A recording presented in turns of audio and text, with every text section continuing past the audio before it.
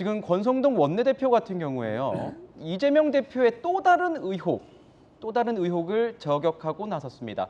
바로 쌍방울과의 이 커넥션 의혹을 건드린 겁니다. 조목조목 따져 물었는데요. 한번 보시죠. 더불어민주당 이재명 대표와 쌍방울 그룹의 검은 커넥션이 차례차례 드러나고 있습니다. 쌍방울과 이태영 변호사의 각종 의혹과 범죄적 행각은 결국 하나의 점으로 모일 수밖에 없습니다. 바로 이재명 대표입니다. 쌍방울은 변호사비 대납 비용의 출처이고 이태영 변호사는 의혹의 당사자이기 때문입니다. 야당 대표와 관련된 일련의 사건들이 범죄 스릴러 영화와 같습니다. 살아있는 형법 교과서라고 해도 과언이 아닙니다. 자, 스릴러 영화 같다, 스릴러 같다 이렇게 표현을 하고 있습니다. 이 대표는 이 쌍방울과의 이런 인연에 대해서요, 내복을 사입은 것밖에 없다 이렇게 농담으로 의혹을 부인했습니다. 자, 지금 속보가 나오고 있는데요.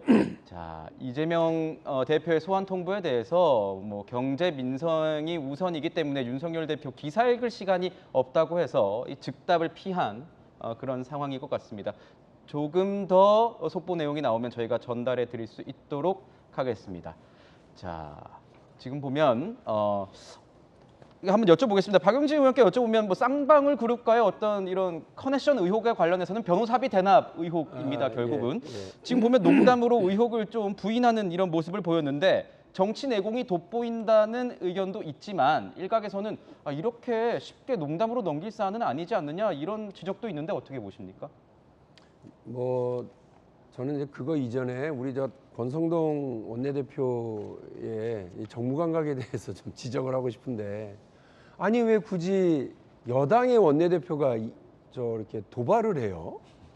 도발이다? 난 잘 이해가 안 되는데. 아하, 네. 아니 저 소중한 시간에 기껏 신문 기사 조각들 모아가지고 야당 제1야당 대표 당선된 지 4일밖에 안 된, 그리고 바로 그 전날 우리 서로 협치합시다 만나서 악수하고 같은 대학 동문이라고 서로 좋아라고 하고 우리 와이프가 뭐 미팅도 시켜주지 않았냐며 그런 얘기 해놓고선 그 다음날 아침에 이렇게 상대당의 당대표를 무슨 범죄자인 것처럼 몰아버리는 얘기를 왜 자기가 해요? 저는 진짜 이해가 안 돼요. 저분하고 뭐 평생 뭐 형제라고 하는 분 있잖아요. 그 두 분. 그 두 분이 저 당의 모든 혼란의 근원이야, 내가 보니까. 영원한 브라더라고 했던 그분 말씀하시는 겁니다. 혼란의 브라더예요, 혼란의 브라더. 이러시면 안 돼요. 아무리 그 당내가 혼란하시더라도 야당 대표를 끌어들여가지고 정쟁을 일으키는 여당 대표, 정기국회를 앞두고 그게 여당 대표가 할 일입니까? 권성동 대표님, 아유, 정말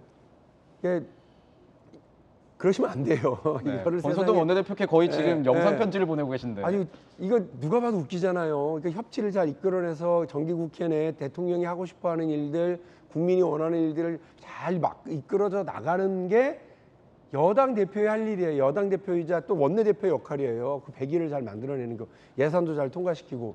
근데 그게 아니라 정기국회 시작 첫날부터 야당 대표 멱살 잡아가지고 내가 이렇게 카메라 차지하고 있으면 그게 잘 되는 겁니까? 본인은 이렇게 좀 TV에 좀 더 나올지 모르지만 대통령은 뭐가 되고 나라꼴은 뭐가 되고 국회는 뭐가 됩니까?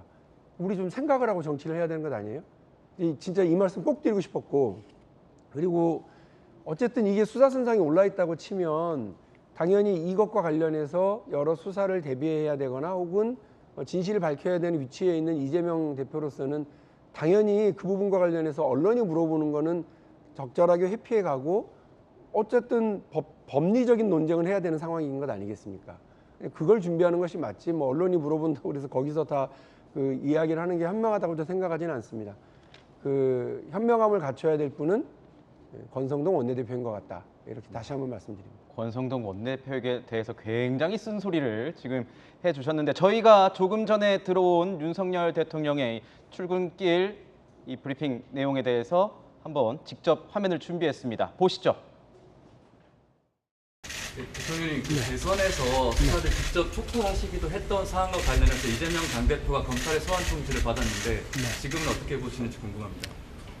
글쎄 지금 대통령으로서 경제와 이 민생이 우선이고 형사 사건에 대해서는 저도 여러분과 마찬가지로 언론 보도를 통해서 보는데 뭐 기사를 꼼꼼하게 읽을 시간도 없습니다. 자, 기사 읽을 시간이 없었다라고 하면서 이 기자의 질문에 대해서 즉답 본인의 의견을 밝히지는 않았습니다.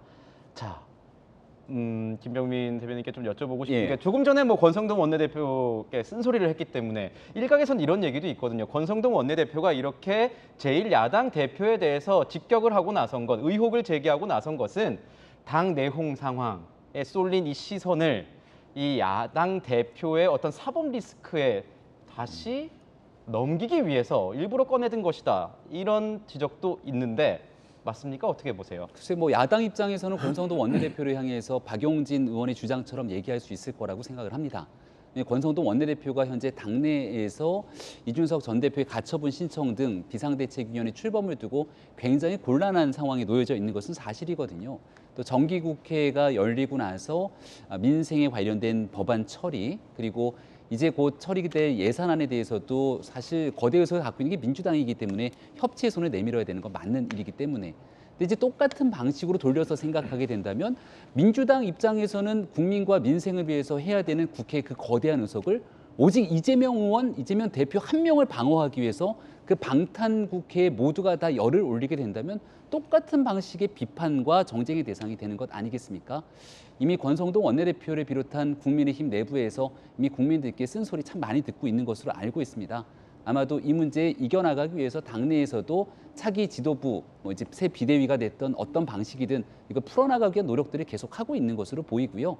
그런 과정에 있기 때문에 민주당 내에서도 결국 국민들을 위해서 뭔가 제대로 일하는 국회 모습을 보여주기 위해서는 이제 좀 이재명 대표의 개인적인 사법 리스크와는 투 트랙으로 좀 분리되면서 할 수 있는 일은 하되 이재명 대표 리스크는 본인이 감당하면 되지 왜 그걸 민주당 의원들이 줄줄이 나서서 방어를 합니까? 여기에 대한 목소리 똑같이 나올 거라고 생각합니다.